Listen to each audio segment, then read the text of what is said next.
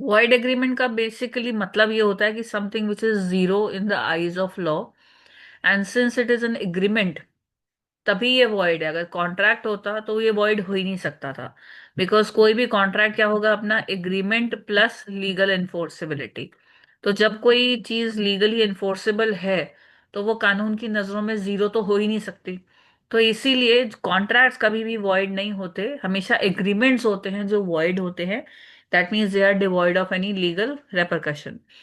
However, there is a definition in Contract Act which says or which defines this term void contract, and they have used this void contract in the context that a contract which is valid in the beginning but becomes void.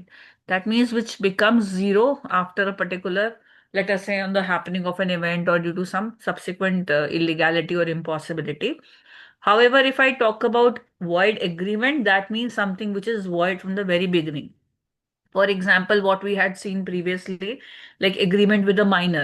So that is void ab initio, तो वो void एक agreement है।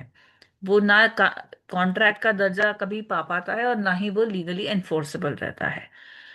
हमारे law ने कुछ void agreements को expressly void declare करा है। आपकी स्क्रीन पे आप ये लिस्ट देख पा रहे होगे, सेक्शन 11, 20, 23, 24, 26, 27, 28 एंड 29। तो इसमें ये सारे जो हैं ये वॉइड एग्रीमेंट्स हैं। एक बार आप मैंने सेक्शंस पढ़ दिए, एक बार आप इनके हेडर्स पढ़ोगे, आगे हमने इन्हीं का एक्सप्लेनेशन पढ़ना है। Okay, ma'am. Made by incompetent parties. Agreement under made under a bilateral mistake of fact. Agreements the consideration object of which is unlawful. Agreement the consideration or object of which is unlawful in parts. Agreement in restraint of marriage. Agreement in restraint of trade. Agreement in restraint of legal proceedings. Agreement the meaning of which is uncertain. Yes. Now let us take them one by one. ये जो incompetent parties वाले होंगे, ये आप बता सकते हो आपके हिसाब से कौन लोग इनकॉम्पिटेंट होते हैं वैसे? अभी चार यहाँ पर भी हैं, मैम फिर स्टार्ट कर देते हैं। हाँ जी।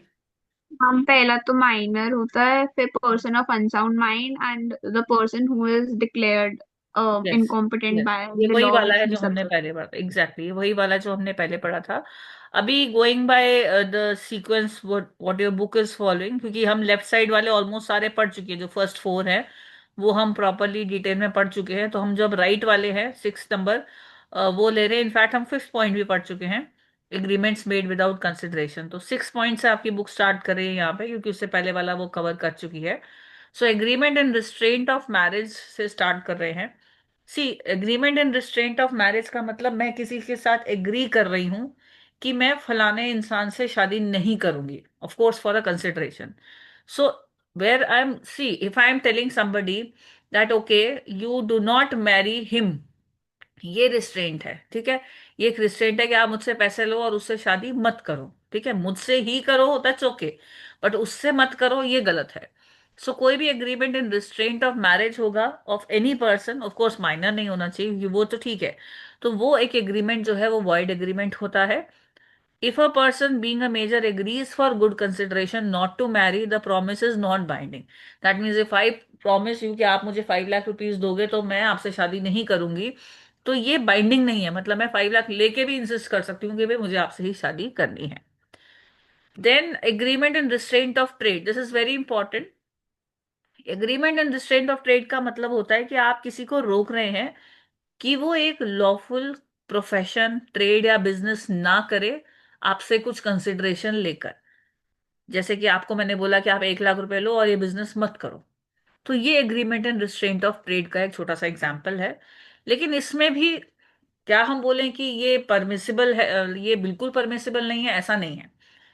सी, I give you one example. Let us say I tell you कि आप जो है 1 लाख रुपीज लीजिए और आप ये वाला प्रोफेशन मत कीजिए। और मेरा पर्पस क्या है कि भाई मेरा कोई कॉम्पिटिटर ना आ जाए, इसलिए मैं आपको वो काम करने से रोक रही हूँ। तो ये गलत है, यानी आप 1 लाख रुपए लेके भी वो प्रोफेशन कैरी आउट करते हैं तो मैं आपके ऊपर केस नहीं कर सकती, ठीक है जी। However, there are certain circumstances in which I can offer you consideration for not doing a particular thing, not exercising or not dealing in particular profession or trade. And in case you fail to do comply with the agreement, I can file a case. Now, what is that example?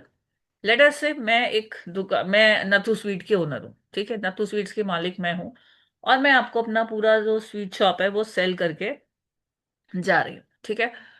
और आज मैंने आपको वो Nathu sweet की shop letter से 5 करोड़ में cell करी, और 2 दिन बाद नथु स्वीट के सामने खुद ही अपनी न्यू दुकान खोल ली। तो वहां पर कस्टमर जो है उसका ज्यादा जो झुकाव है वो अब नथु स्वीट से उठ के मेरी शॉप में आ जाएगा, बिकॉज मैनेजमेंट तो मेरी वहां चली गई ना सारी। तो ऐसे में आपको फायदा होगा कि नुकसान होगा? मैम मेरे को तो नुकसान ही होएगा, आपको क्योंकि नुकसान वहां ही पे, होगा, बिल्कुल। क्योंकि वहां उसकी तो गुडविल है ही ऑलरेडी। एग्जैक्टली exactly, बिल्कुल। तो उस केस में ऐसा रिस्क आप ना फेस करो, इसलिए आप शुरू में ही मुझसे ये बोलना चाहोगे कि भैया आप नथु स्वीट बेच के जा रहे हो, अब इस एरिया में 1 किलोमीटर 2 किलोमीटर या 10 किलोमीटर के दायरे में आप जो है ये वाली सेम बिजनेस नहीं करोगे। तो वो अगर मैं एग्री करती हूँ, of course for a consideration, then it is absolutely valid, it is not in restraint of trade. तो सेम वे अगर हम कोई बिजनेस सेल करते हैं तो उसकी गुडविल हम प्रोटेक्ट करने के लिए इस तरह के एग्रीमेंट्स कर सकते हैं, बट ये स्पेसिफाइड लोकल लिमिट्स में। आई कैन नॉट से sitting in Delhi if you sold me Natu sweet आप कर्नाटका और केरला में भी नहीं जा सकते, ऐसा मैं नहीं कह सकती। सेम वे किस चीज में डील कर सकते हो वो भी एक पॉइंट होता है। फॉर एग्जाम्पल, अगर इसमें केस भी था कि देयर वाज अ पर्सन, उसने आर्टिफिशियल ज्वेलरी का बिजनेस सेल करा था, तो उसको ये रिस्ट्रेन कर दिया गया था, करने का एग्रीमेंट किया गया था कि आप ना आर्टिफिशियल ना रियल ना किसी भी तरह की ज्वेलरी या किसी भी इस तरह के स्टोन्स में डील नहीं करोगे, वो भी 100 किलोमीटर के दायरे में, और वो भी 5 6 साल तक। तो ये एक प्रॉपर जो है रिस्ट्रेंट ऑफ ट्रेड वाला एग्रीमेंट बन जाता है, जहां पर आप किसी को उसके नॉर्मल लाइवलीहुड से भी एक तरह से उससे उसको डिवॉइड कर रहे हैं, तो ये वॉइड हो गया था, ठीक है। अब जो है यहाँ पर जो पैराग्राफ आपको स्क्रीन पे दिख रहा है, उसमें हैबिचुअल कस्टमर्स ब्रैकेट ये वाला जो पोर्शन है, यहाँ तक एक बार हैबिचुअल कस्टमर्स ब्रैकेट तक आप बेशक मन में पढ़ लीजिए, पर मुझे पढ़ के बताइए यहाँ तक आपको क्लियर है, या कोई लाइन या कोई वर्ड जो मुझे समझाना है, देखिए। Okay ma'am.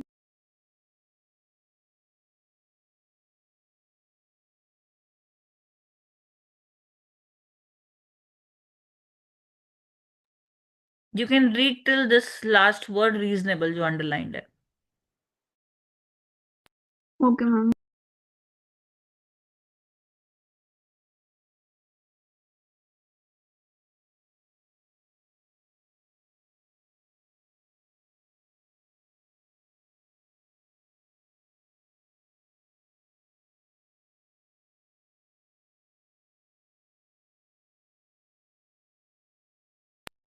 हम क्लियर है मुझे ये। राइट। इसके आगे जो लिखा है वो है सेक्शन 36 में पार्टनरशिप एक्ट का, उसमें ये बोला है कि अगर कोई आउटगोइंग पार्टनर है, if he makes an agreement with the continuing partner that he will not carry on any business similar to that of the firm, that means मैं अगर पार्टनर हूँ, मैं जा रही हूँ छोड़ के, और मैं आपसे ये कह रही हूँ कि मैं सेम जो बिजनेस हम ऑलरेडी कर रहे हैं, लेटर से हम कपड़े का बिजनेस कर रहे हैं, तो भाई मैं जा रही हूँ और मैं कपड़े का बिजनेस नहीं करूंगी मान लीजिए 2 साल तक इसी एरिया में जहां पर हमारा बिजनेस है, तो ये एग्रीमेंट है तो वैसे देखा जाए तो रिस्ट्रेंट ऑफ ट्रेड, बट ये वैलिड होता है, क्योंकि मैं रिस्ट्रेंट ऑफ ट्रेड का मतलब हम किसी को रोक रहे हैं तो रोक तो रहे हैं, बट ये रिस्ट्रेंट हमारा वैलिड है, प्रोवाइडेड रिस्ट्रिक्शंस हमारी रीजनेबल होनी चाहिए, जैसे मैंने कहा इनफाइनाइट अमाउंट ऑफ रिस्ट्रिक्शंस नहीं होनी चाहिए।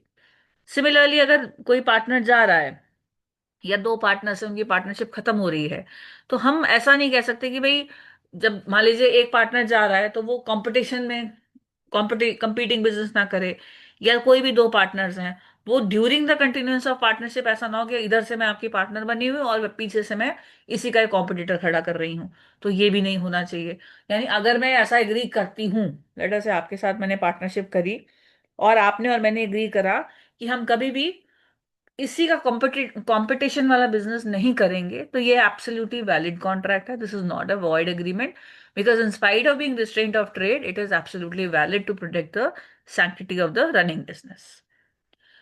इसमें एक लास्ट पैराग्राफ है, an agreement of service which by which an employ binds himself during the term of his agreement not to compete with his employer is not in restraint of trade। इसका मतलब कि अगर एक employ है, वो कहता है कि मैं आपके साथ जॉब कर रहा हूं, तो मैं अब और कोई काम नहीं करूंगा, ना ही आपकी कंपटीशन में कोई बिजनेस या कोई काम करूंगा, तो ये एब्सोल्युटली वैलिड है। इनफैक्ट कई बार ये कंडीशन भी डाली जाती है कि आप यहां से काम छोड़ने के बाद ये वाला काम नहीं करेंगे कुछ टाइम तक, तो वो अगर रीजनेबल है, खासतौर पे जैसे कॉन्फिडेंशियल डिफेंस में या आपके मेडिकल इंडस्ट्री में, फार्मा में, या जहाँ पर इन्वेंशंस वगैरह होती हैं, पेटेंट्स वगैरह का जहाँ ज्यादा होता है, तो वहां पर हम इस तरह की रिस्ट्रिक्शंस लगाते हैं, तो वो वैलिड है। लेकिन आप किसी को बिल्कुल उसका जो नॉर्मल राइट है, fundamental right to profess any profession, अगर आप रोक रहे हैं ट्रेड का या ऑक्यूपेशन का, that is not legal and that is why. Is the concept behind this clear? Yes, ma'am. Any doubt in what is written in this point? No, ma'am. ठीक है, ये तीनों एग्जांपल्स देखिए बेटा एक बार, 43, 44, 45, तीनों ध्यान से पढ़ना। मैं आपको एक आपसे पूछूंगी। Okay, ma'am.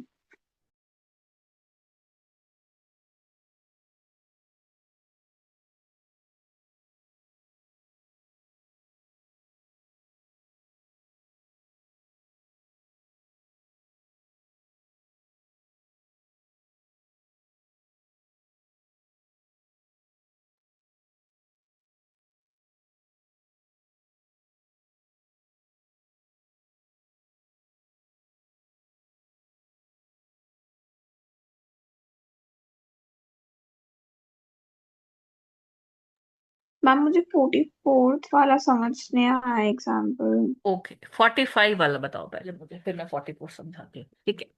मैम बेसिकली अगर सेलर्स के बीच में एक एग्रीमेंट हुआ है कि वो एक पर्टिकुलर कमोडिटी को एक फिक्स प्राइस से नीचे नहीं बेच सकते, तो हम उसको रिस्ट्रेंट ऑफ ट्रेड नहीं बोलेंगे, जिससे प्रोडक्ट की क्वालिटी बनी रहे। इसका इम्प्लीकेशन ये भी हो सकता है कि अगर वो फिक्स प्राइस से नीचे भी बेचता है कोई भी जो भी सेलर है, तो फिर जो भीड़ है वो उसी के पास जाएगी फॉर टेकिंग दैट प्रोडक्ट, और फिर मार्केट में बहुत ज्यादा इक्विलिब्रियम डिसबैलेंस हो जाएगा। राइट, तो सपोजिंग आप और मैं कोई भी पर्टिकुलर कमोडिटी सेल कर रहे हैं, सेम चीज, मान लीजिए आप भी रजिस्टर सेल करती हैं और मैं भी रजिस्टर सेल कर रही हूँ, और हम दोनों ये एग्री करते हैं कि हम 30 रुपीज से नीचे या 50 रुपीज से नीचे रजिस्टर नहीं सेल करेंगे, ताकि क्वालिटी मेंटेन रहे प्रोडक्ट की। तो ये हम क्योंकि प्रोडक्ट क्वालिटी मेंटेनेंस के लिए कर रहे हैं, ना कि किसी को दबाने के लिए। अगर यही चीज किसी को कटेल करने के लिए हो रही है या किसी छोटे सप्लायर को इरेडिकेट करने के लिए हो रही है, तो अलग बात है। तो इसमें इंटेंशन देखी जाएगी, और अनलेस अदरवाइज स्पेसिफाइड, हम मान के चलेंगे कि जो लिखा है क्वेश्चन में वही सही है, जैसे उन्होंने बोला कि प्रोडक्ट क्वालिटी के लिए, तो उस केस में रिस्ट्रेंट ऑफ ट्रेड नहीं है।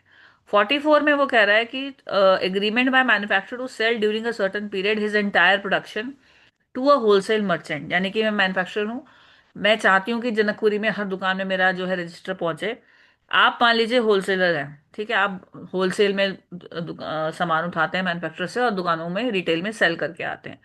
अब मैं अगर अग्री करती हूँ आपसे कि मैं आप ही को अपना सारा सामान बेचूंगी, तो ये कोई रिस्ट्रेंट ऑफ ट्रेड नहीं है, ठीक है।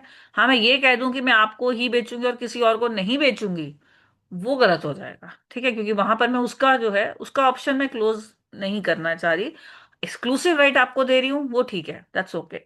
But debarring others from entering into this kind of field of purchasing my registers and selling them otherwise, वो मैं नहीं कर रही। फर्स्ट वाले में बी एक फिजिशियन और सर्जन है, वो इम्प्लॉय कर रहा है ए को एज असिस्टेंट फॉर 3 इयर्स, और ए कहता है कि वो खुद से जो है सर्जन का प्रैक्टिस नहीं करेगा ड्यूरिंग दीज 3 इयर्स। ये वैलिड है क्योंकि वो उसके साथ काम कर रहा है। और अगर वो ऐसा करता है, मान लीजिए वो बोलने के बावजूद कहीं प्रैक्टिस करना शुरू कर जाता है, तो बी उसके अगेंस्ट इंजंक्शन का ऑर्डर, इंजंक्शन मतलब उसको रोकने का ऑर्डर ला सकता है, कि भाई तुमने तो मना किया था कि तुम ऐसा नहीं करोगे, अनकोर्ट से बोल सकता है कि इनको रोकिए, जो इन्होंने कहा था कि नहीं करेंगे, इनसे कहिए कि वो ना करें, ठीक है। Yes ma'am. Any doubt in this whole point? No ma'am. Right, then we have agreement in restraint of legal proceedings. Agreement in restraint of legal proceedings में बेसिकली, अगर आप किसी किसी तरह का एग्रीमेंट सामने वाले से कर रहे हैं जिस वजह से वो अपने राइट्स टू सीक जस्टिस, उसको वो कम कर रहा है या बिल्कुल ये अबैंडन कर रहा है, तो वो एग्रीमेंट हमारा वॉइड होता है। जैसे कि अगर इन्होंने बोला कि भाई जो डिस्प्यूट हमारा है, वो हम मैंने बोल दिया कि मान लीजिए मैं आपको सामान दूंगी और अगर इसमें कोई गड़बड़ हुई सामान में, तो आप मुझ पे केस नहीं कर सकते, तो ये एक agreement in restraint of legal proceeding होगा, बिकॉज मैं आपका फंडामेंटल राइट छीन रही हूँ। हाउएवर इसमें जो एक्सेप्शंस हैं वो क्या है, कि हम ये कह सकते हैं भाई हमारे बीच में अगर डिस्प्यूट होगा तो हम इस पर्टिकुलर कोर्ट में जाएंगे, या हम through a third party arbitrator के थ्रू इसको सॉल्व करवाएंगे, और जो भी खर्चे होंगे वो हम देने को तैयार हैं। तो यहाँ पर अगर हम एक चॉइस रख लें कि हम ये इस तरह से, जैसे हाई कोर्ट ऑफ इलाहाबाद जाएंगे, हाई कोर्ट ऑफ दिल्ली जाएंगे, तो ये इसमें कोई दिक्कत नहीं है। और इसमें इन्होंने एक और लिखा है लास्ट पॉइंट, जो इसी का एक्सटेंडेड वर्जन है, contract by which the parties agree to refer to arbitration any question between them which is already a reason or which may arise in future is valid but such a contract must be in writing। तो अगर वैसे कोई चीज ऐसी है जो हम legally decide करवा सकते हैं, लेकिन हम खुद से एग्री कर रहे हैं कि भाई हम आर्बिट्रेटर अपॉइंट करेंगे अगर कोई प्रॉब्लम आती है, तो ये कॉन्ट्रैक्ट हमारा कि हम आर्बिट्रेटर अपॉइंट करेंगे, ये बेहतर रहता है कि हम राइटिंग में कर लें, तभी वो वैलिड होता है। इसमें और कोई वर्ड या कोई चीज जो समझ नहीं आई मुझे बताएं। मैम आर्बिट्रेशन का मतलब वही होता है ना कि लाइक तुम कोर्ट जाने से पहले किसी एक बंदे को बीच में बिठा रहे हो और फिर उससे सलाह मशवरा कर रहे जी हो। जी, आर्बिट्रेटर आज की डेट में प्रॉपर डिसीजन भी ले सकता है, मतलब उसके बाद आपको कोर्ट जाने की जरूरत भी नहीं है। अगर आप दोनों को एग्रीएबल है तो आप खुद भी उसको उसके डिसीजन को ले सकते हैं। एट द मोस्ट कोर्ट में बस ये बता दो, रिकॉर्डिंग करा दो, उनको नोटिंग करा दो कि भाई हमने ये डिसीजन इनका बाइंडिंग ले लिया है। हाँ, अगर उससे फैसले से खुश नहीं है तो आप जाना चाहते हैं तो उसके अलग अलग प्रोविजंस हैं। ठीक है।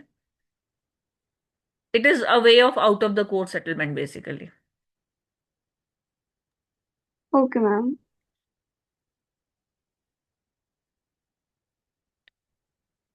Fourth point is again very simple and important.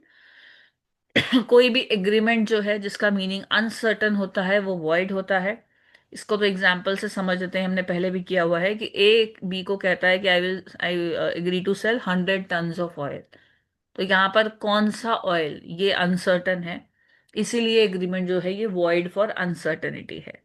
But अगर वो डीलर ही कोकोनट ऑयल का होता, तो ऑब्वियस है कि अगर वो बोल रहा है कि I will sell you 100 tons of oil, तो वो कोकोनट ऑयल की ही बात कर रहा है। तो इस केस में हमारा जो एग्रीमेंट है वो वैलिड बन जाता। बट अभी क्योंकि हम उस ऑयल को डिस्क्राइब, हमें पता है ना हम कर पा रहे हैं, लेकिन हम एग्री कर रहे हैं उसको सेल करने की, तो यहाँ पर अनसर्टेनिटी की वजह से ही एग्रीमेंट वॉइड हो रहा है। Just read point number 4, a very simple but important point. Okay ma'am.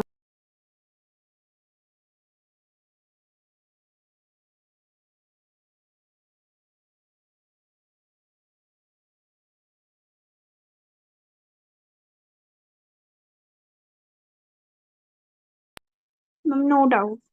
ठीक है, अब आप 2 मिनट लगा के फिफ्थ पॉइंट भी रीड कीजिए, फिर उसको एक ही बार लेते हैं, पूरा फिफ्थ पॉइंट कंप्लीट।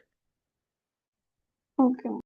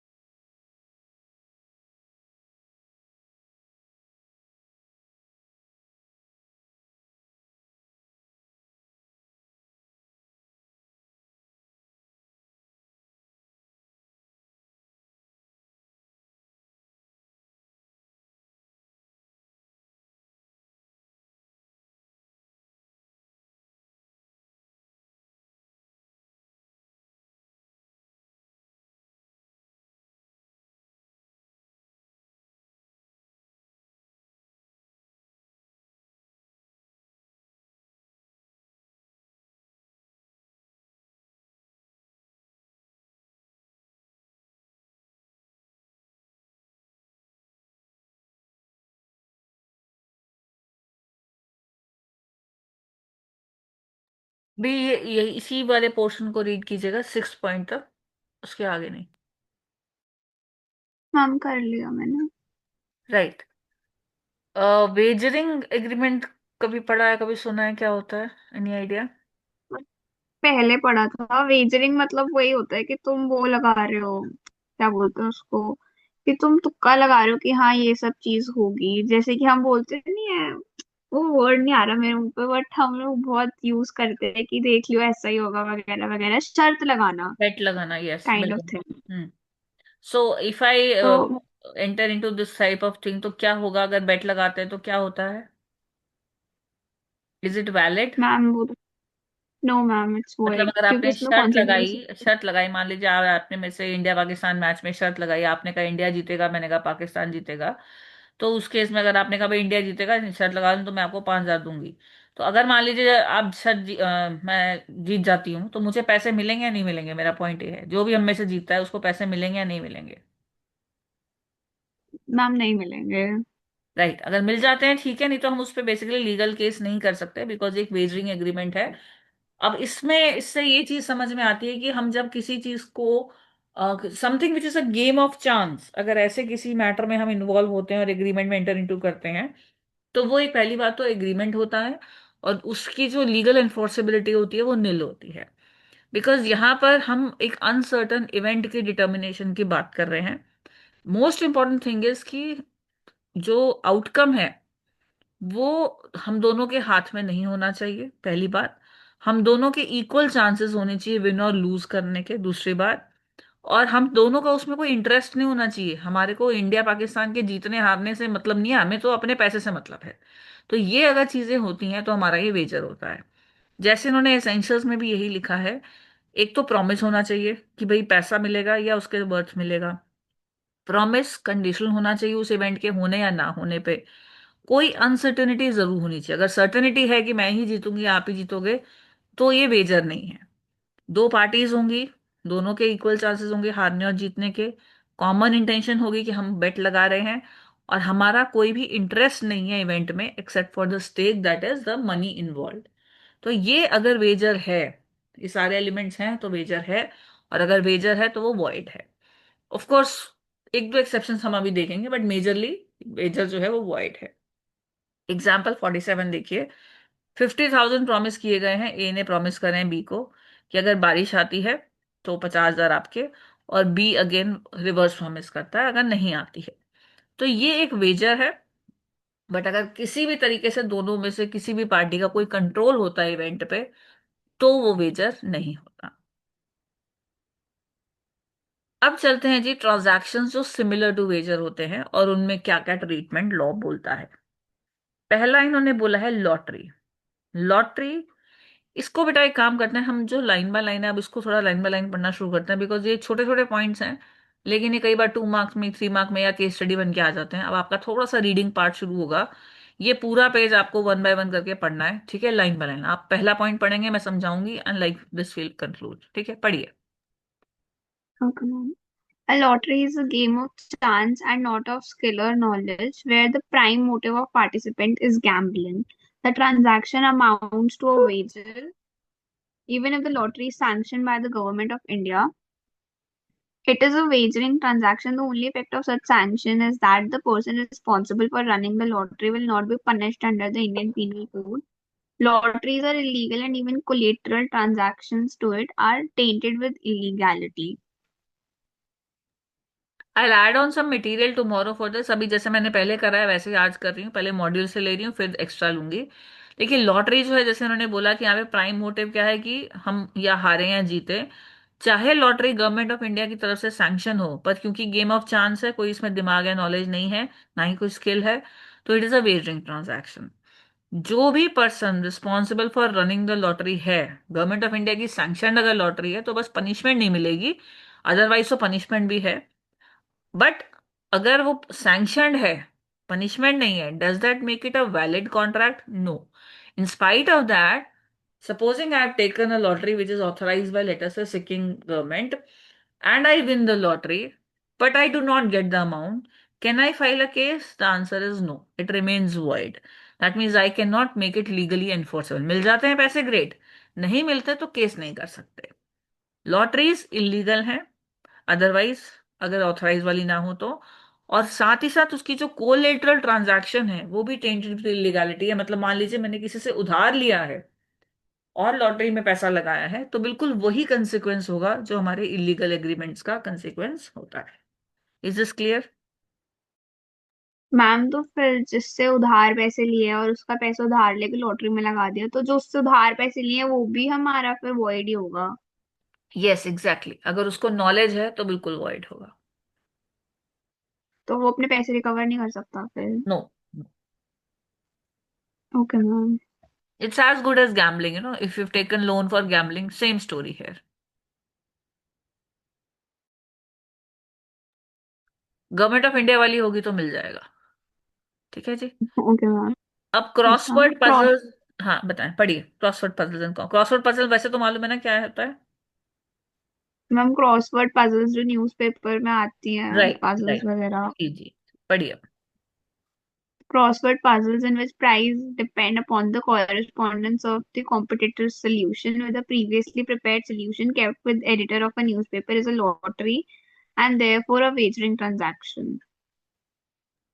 इसके जो नीचे केस है वो भी पढ़ लीजिए। वैसे यहाँ तक जो आपने पढ़ा उसमें यही लिखा है कि अगर आपका जो क्रॉसवर्ड है वो ऑलरेडी प्रिपेयर्ड सॉल्यूशन से मैच कर रहा है, मतलब आप इधर से रिस्पॉन्स भेजेंगे और वहां पे उनके पास ऑलरेडी प्रिपेयर्ड सॉल्यूशन से वो मैच करेंगे, तो यहाँ पर अगेन इसमें कोई स्किल की बात नहीं है। ये जीतना चांस के ऊपर डिपेंड कर रहा है और इसलिए वेजरिंग ट्रांजैक्शन है। You have to, this point you just have to go with the law, you can't change it. Crossword puzzle है, उन्होंने ऑलरेडी सोल्यूशन कर रखा है, गेम ऑफ चांस है, इसलिए ये लॉटरी है। That's it. नीचे भी यही लिखा है, देखो फैक्ट्स में भी यही है, आगे पढ़ सकते हैं। Speculative transactions से। नहीं, ये फैक्ट्स वाला, ये वाला, ये दोनों पैराग्राफ अब आप पढ़ सकते हैं। Okay. A crossword puzzle was given in magazine. Above mentioned clause was stated in the magazine. A solved his crossword puzzle and his solution corresponded with previously prepared solution kept with the editor. Held this was a game of chance and therefore a lottery. Crossword puzzles, picture competitions, and athletic competitions where prizes are awarded on basis of skill and intelligence are the games of skill and hence such competitions are valid. According to the Prize Competition Act 1955, prize competitions in games of skills are not wagers provided the prize money does not exceed rupees 1000. सो ये वाले जो हो गए जहां पर picture competition है, athletic competition है, यहाँ पर इवन क्रॉसवर्ड भी लिखा है, लेकिन जो प्राइजेस आपको on the basis of skill मिलते हैं या इंटेलिजेंस के बेस पर मिलते हैं, वो गेम ऑफ स्किल होते हैं, वो वैलिड होते हैं। लेकिन उसमें भी जब आप जीत गए वो ठीक है, लेकिन पैसा उसमें से अगर आप 1,000 से ऊपर क्लेम करने की बात करते हैं तो वो लीगली इन्फोर्सेबल तभी होगा अप टू ए 1,000। उसके बियॉन्ड वो फिर वेजरिंग वाला टच ले लेगा, यानी पैसा मिल गया ठीक है, नहीं मिला तो आप केस नहीं कर सकते। Okay, ma'am.